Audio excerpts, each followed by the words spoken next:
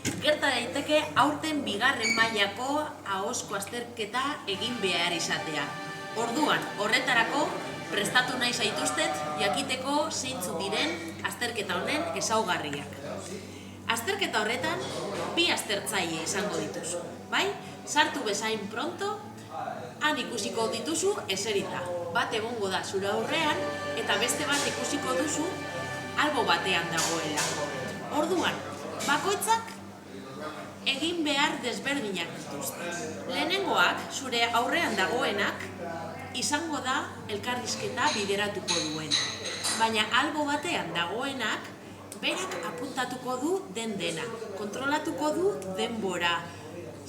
Ohartzoren bat idatzi behar baldin badu, han ere idatziko du. Orduan, aurrean daukasuna, bakarrik bideratuko du gaia, bai? Eta zati desberdinak. Jakiteko zergatik dauden horretan. Orduan, zer egingo duzu, hasi bezain pronto. Lehenengo, eseriko zara, egunon, eta gero, egin behar duzun lehenengo gauza da zure kodea esatea. Esango duzu izena, zur nor zaren, adibidez. Kaixo, Isabel naiz, nire kodea, 4424. Kodea, esan bezain pronto, hasiko zarete azterketarekin. Azterketak 3 zati ditu, jakingo dituzuenez. Baina, hasi baino lehenago, aztertzaileak, zure aurrean dagoen aztertzaileak, azalduko dizkizu, pausu guztiak argi gera dadin, bai? Orduan, lehenengoan bakarrik galdera batzuk egongo dira. Adibidez, nongoa zara, zeintzuk diren zure zaletasunak, zer egingo duzu uda honetan, zertarako ikasten duzu euskera, edo noiztik ikasi duzu euskera, horrelako galderak egingo dituzte. Ez kezkatu hanka sartzen baldin baduzu. Zergatik, momentu honetan ez dute ebaluatzen, bai? Badaude entzuten, bada berotzeko momentua, baina hanka sartzen baldin baduzu, lasai egon. Hurrengoa, zein da hurrengo zatia. Hurrengoan gaia, bai? Eta gaia prestatzeko izango duzu 10 minutu. Orduan, suposatzen da, gelara sartu baino lehenago, beste gela batean 10 minutu duzula edozein gai prestatzeko. Haiek emango dizute gaia.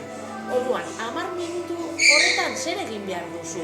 Asko idatzi idazlana izango balitz bezalaxe? Ez egin hori. Egin behar duzuna da, eskema labur bat. Hau da, esaldi batzu. Zergatik diot hau? Haiek ez dute baloratuko zure eskema, baina ez da gauza polita, sartzen baldin bazara eta goten baldin bazara irakurtzen dena. Hau ez da irakurketa, hau da mintzamena. Horregatik, eskema izango da lagungarria zuretzat egiteko mintza, bai? Orduan, gaia garatu ondoren, zuk amaitzen duzunean, alboan duzun pertsonak emango du bere iritzia. Baina ez kezkatu, aztertzaileak galdetuko dio besteari. Hau, bukatzen dugunean, kontrakoa. Zure kideak garatuko du gaia, eta gero, zuk erantzuna emango diozu galderari.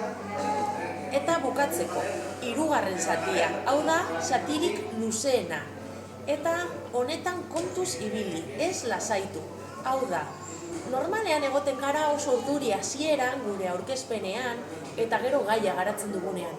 Behin gaia garatuta, jarraitu gogoz eta zaindu. Hiztegia, zaindu hizkuntza, zaindu erabiltzen dituzun estrukturak. Zergatik, ematen du, gaia behin garatuta, lasai egon alzarela, baina ez da egia. Zure bikotekidearekin hitz egiten duzun bitartean, neurtu dena, pentsatu zer esango duzu. Ez da beharrezkoa askar hitz egitea, ez da beharrezkoa harin dena komentatzea, ez. Patzada sartu eta apurka pentsatu non jarri behar duzun ka, gure ergatibo famatua, edo ea singularra eta plurala, ondo jarri duzun, edo ezaztu, ondo dago hau esatea, hau da. Nik uste dut ondo dagoela, gure la maite hori ez ahaztu, favorez. Azken aholkua. Hirugarren zati hau egiteko, baduzu 30 segundo pentsatzeko. Normalean jendeak ez du denbora hori hartzen, bai?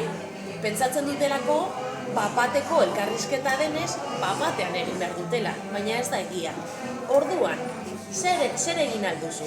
Gelara sartu baino lehenago, zure kidearekin adostu, gogoratu, agian berak ez daki. Jakin dezazula, hirugarren zatian 30 segundo daukagula prestatzeko. Hartuko dugu denbora hori. Bai, ematen du ez dela asko, baina bada. Gure azken aholkua. Egin baino lehenago, zuk ja jakingo duzu zein izango den zure bikotekidea. Orduan, zure motziloan edo boltsan eraman azterketaren bat berarekin praktikatzeko. Zergatik esaten dut hau? Ziurrenik ez duzula pertsona hori ezagutuko, baina oso importantea da lehenengo kontaktua egitea eta bian adostea nor hasiko den, nor ez den hasiko, edo laguntza eske ibiltzea. Hau da, ikusten baduzu trabatzen naizela, favorez, sartu alzara, ez gelditu isilik. Bai? Ez baduzu ezagutzen pertsona, ziurrenik ez duzula egingo. Horregatik, lehenengo kontaktu hori pertsona horrekin oso importantea da. Bukatzeko, laburpena egingo du. Ikusteko berehala pasatzen dela azterketa. Orduan, elkarrizketa denean, minutu batean eman behar dituzu erantzunak, bai? Minutu bakar batean. Bigarren zatian, bakarkako gaiaren azalpenean, 2 minutu eta erdi. Hirugarren zatian, guztira 5 minutu. Ondo egingo duzu, ziur nago, animo. Viral izango den, baina bueno.